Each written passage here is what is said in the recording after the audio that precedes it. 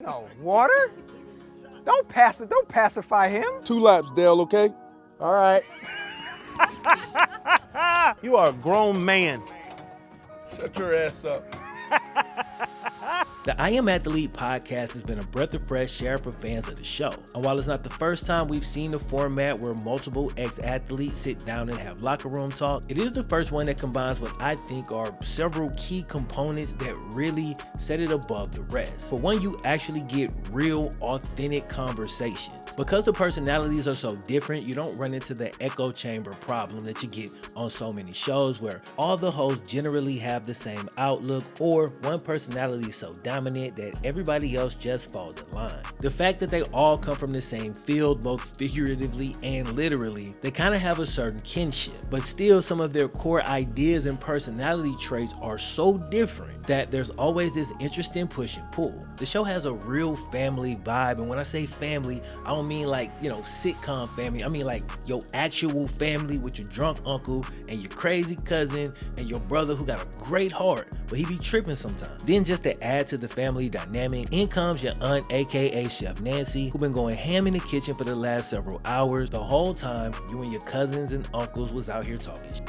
It's beautiful. Also, the cast is filled with guys who are both stars on the field and stars in front of the camera. What I mean by that is, on top of being great players, each individual member of the cast also has on-camera skills that translated well from their NFL career. And it's a real strength when each one of your cast members can, and probably has at some point, host their own show. It's not that difficult to imagine Fred Taylor sitting down with younger NFL players and giving calm, cool, measured wisdom as only he can. Channing Crowder has the ability to instantly create rapport with anyone he talks to, which is great, but even better from a media standpoint is the fact that dude never hesitates to take a position that is in direct conflict with the guests or other members of the cast. He could do pretty much whatever he wants to do in the media game. Then you got Chad and B. Marsh, guys who demanded your full attention even on a field full of other superstars. Both of these cats have thrived in front of the camera for years, and while yes, I'm sure we all disagree with the majority of Brandon's takes on First Things First, he still landed the job and people still tuning in, so it is what it is, right? But while each of these cats can hold their own individually, together, they've taken the podcast world by storm. This is a video about the I Am Athlete podcast, one of my favorite pieces of media to consume every single week. We get into a little bit of the history of the show and the cast members, and we discuss the roles they each play on the show. But other than that, it's time to jump in. So y'all already know what time it is, bros. Cue the Wayne. Yeah, you'll never know quitter, 'cause I'ma go get her. Okay, before we jump in, quick word from today's video sponsor, Blinkist. Now, Blinkist is a repeat sponsor on the channel, and I love it because I'm always trying to encourage y'all to pick up on some of this game they got out here in these books. And Blinkist is one of the fastest and easiest possible ways to do that. Blinkist is an app that condenses over 3,000 non-fiction books into short summaries. We talking 15 minutes or so. The app has hella utility, like it can be used in a variety of ways. If you're not the type that can sit through a whole book, cool. We got your 15-minute bullet points right here. Blinkist is a great way to go back and brush up on books that you've already read in the past. You can also use it to sample a book that you're thinking about getting into. So again, hella utility. So if you want to check it out, the first 100 people to go to Blinkist.com/FlemLo, y'all about to get a full week of free access, and you can cancel anytime during that 7 days if you decide it's not for you. Now, on the other hand, if you try the trial and you enjoy it, that same link you clicked in the description,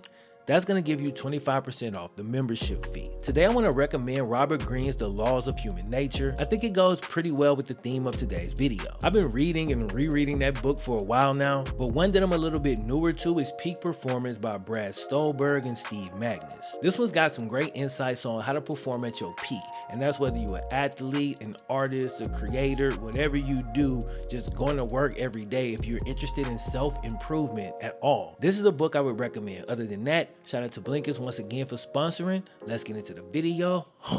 so I'm not sure how long it was in production or if it appeared on other platforms first. But the I Am Athlete podcast popped up on YouTube just last year in April of 2020 with 3/4 of the cast that we know and love today. The hilarious Channing Crowder, cool OG Fred, and the Enigma, that is Brandon Marshall. Now in the beginning, they also had former Indianapolis Colts legendary wide receiver Reggie Wayne. I love every one of these cats' perspective and personality, and I want to go into each individual a little bit more as the video progresses. Now season 1 was solid, they formed a great foundation early on, but in episode 12 of season 1, they brought on a particular guest that helped secure the highest viewed episode yet. So a couple months go by and boom, season 2 hit like a whirlwind. And along with the new season came a new cast member. Now I'm not sure if they planned to bring Chad in permanently when he came in on season 1, or if the fan response was so positive that they just decided to have him come on and join the crew. But Chad was able to integrate into the show so well that it's actually easy to forget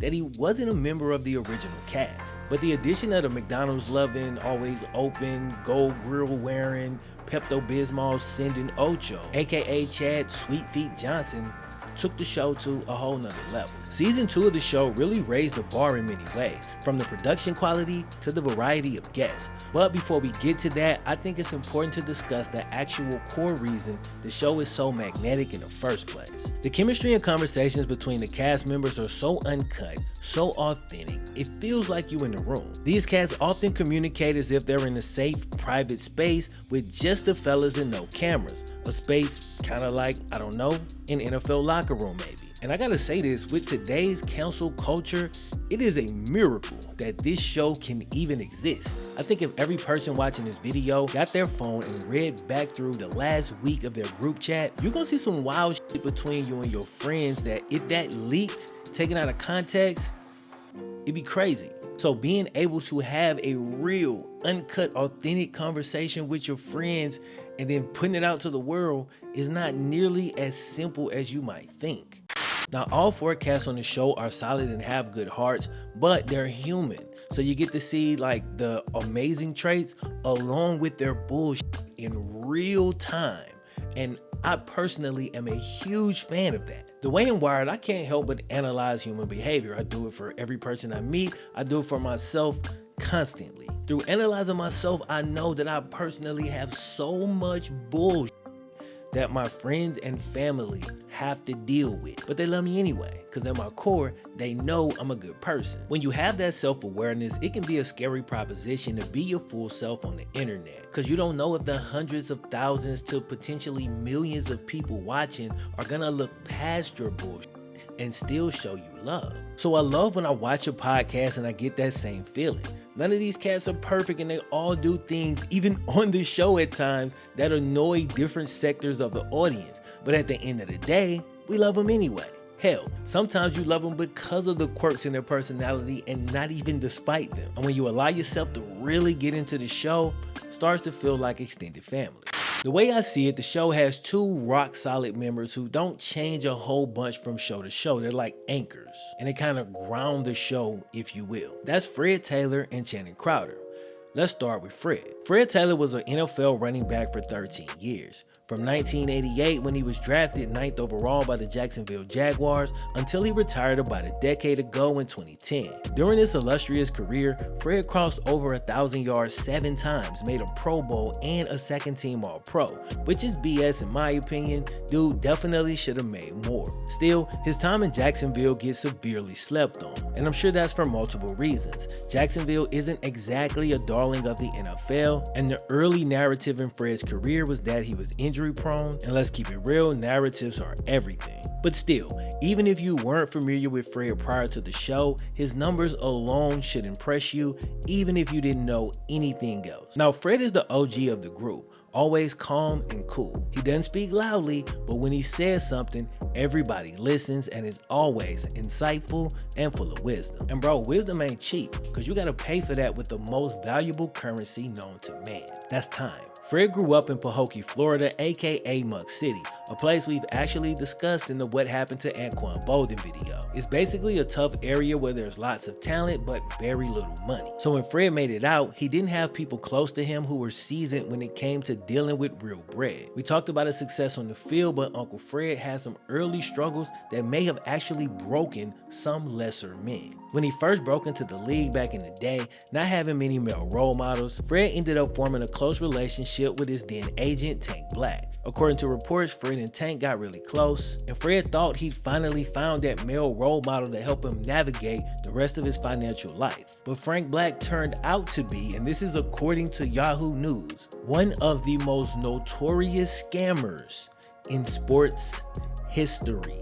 He robbed Fred of not just millions, but the first millions dude had ever made. And while he didn't believe it at first, eventually Fred found out dude had not only defrauded others, but had stolen millions of Fred's own money. During what should have been some of the best moments of his life with millions in the bank, Fred at one point had to take out a $100,000 loan just to get through the off season, you know, when the game checks weren't coming in. He even admitted to contemplating retirement based off the stress he was dealing with at the time, and the fact that he had no support to lean on only made things worse. The one cat who he trusted stole his damn money. That's gotta be one of the most lonely feelings in the world. But Fred fought through it, and according to Spotrac, ended up earning about $41 million before he hung up the cleats. I don't say that to be in a man's pockets, I just say that to show you that he went through a bad situation and came out of it on the other side and he was straight. But today he's matured and aged like whatever this is in Brandon Marshall's glass. Channing Crowder is a fan favorite for his effortless humor and down-to-earth demeanor. Dude's not flashy and still dresses like I did in college, but he's got great energy and a great spirit and brings a real fun, drunk uncle vibe to the show. I mean that as a compliment. You know he gonna get his jokes off, but his observations and easygoing personality are just a necessity for the show. Unlike Fred Taylor, Channing Crowder did have a close family member who was not only a success at one point in his life, but he actually played for the same NFL team that Channing would one day grow up to be a part of. This person is Channing's dad, Randy Crowder, but the only thing I saw with Channing mentioning his dad was this very short quote that kinda caught me off guard. He said when asked about his dad, "The only thing I learned from him was about messing up. So I'll try to be a better father than he was." I only bring that up to illustrate the fact that despite having an NFL dad, Channing's life wasn't necessarily roses. This is a cat who's experienced some pain, so when you see him smiling and laughing at pretty much everything today,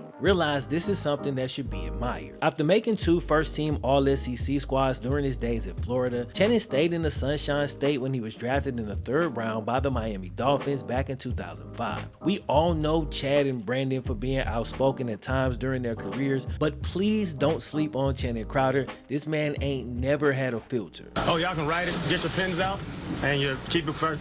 The punk, LaRon McClain, write it down. Spit in my face. Spit in my face. Write it, you're right, keep writing. He spit in my face, and that's why I got mad. So the refs told me they didn't see nothing. They didn't see the spit hit my face. So he's the that's and he's the so go tell him.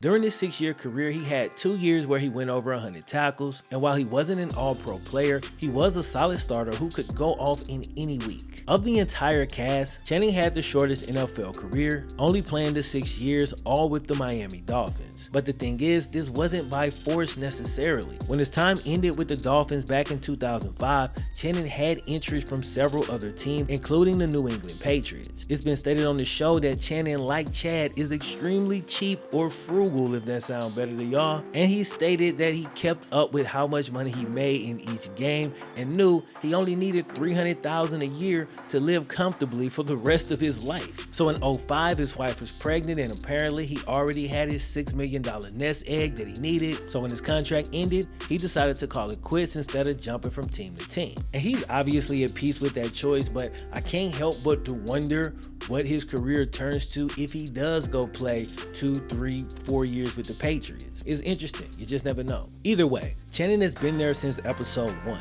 and his ability to give sometimes harsh opinions through a friendly smile has helped carry the show from day 1. While Fred and Channing are the anchors of the group that you kind of know what to expect from, Brandon and Chad are responsible for many of the viral moments from the show.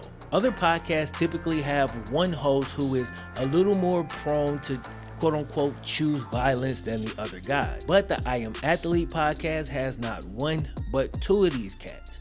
I call them the Wildcards. When I was a kid, my little brother and me fought over everything. Basketball, football, Street Fighter, who killed the battery in a remote control car, whatever, didn't matter. But then we would go out into the world, somebody would look at one of us crazy, and instantly, we just become an amazing team, and you know, we on your ass. Strictly speaking from the perspective of a person on the outside looking in, that seems to be Brandon and Chad's relationship. These dudes have explosive, heated exchanges, but at the end of the day, the entire audience knows they really love each other. You know what I'm saying?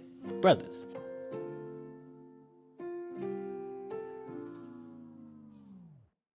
I call them wild cards because you never know what's gonna set either one of these cats off. For instance, two of the biggest fights on the entire show come from things that you would not think would be able to escalate into a fight. Like the first time Brandon tried to convince Chad that nutrition and sleep was important. And then another one was when Chad and the rest of the crew was trying to convince Brandon that he was just clearly wrong about NBA contracts, but he would not accept it. Now, to be fair, Brandon would later admit that the real reason he flipped out was because he felt Shannon and Chad kind of went a little far joking on his mental health, and he didn't like that. But still, you see my point. These fights are clearly not rooted in any real beef, as all of these dudes are obviously great friends. But their perspectives and convictions on certain random subjects are so strong that things could just blow up at any moment. And look, I'm not scared to admit the potential for not violence, but just volatility and conflict, that adds a major element of suspense to the show. And don't get me wrong, I'm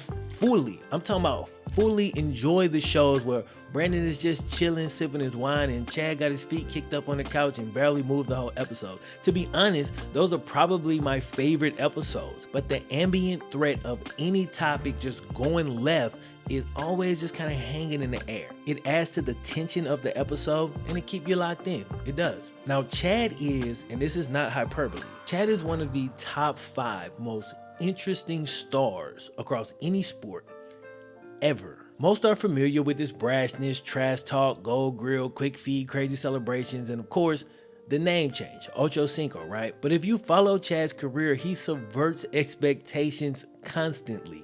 I remember being completely shocked back in the day when I found out dude didn't drink or buy real jewelry despite being a brash, top-tier NFL receiver. Based on his behavior on the field, I literally just assumed. Chad is from Miami, Florida, and primarily raised by his grandma, who often gave him tough love.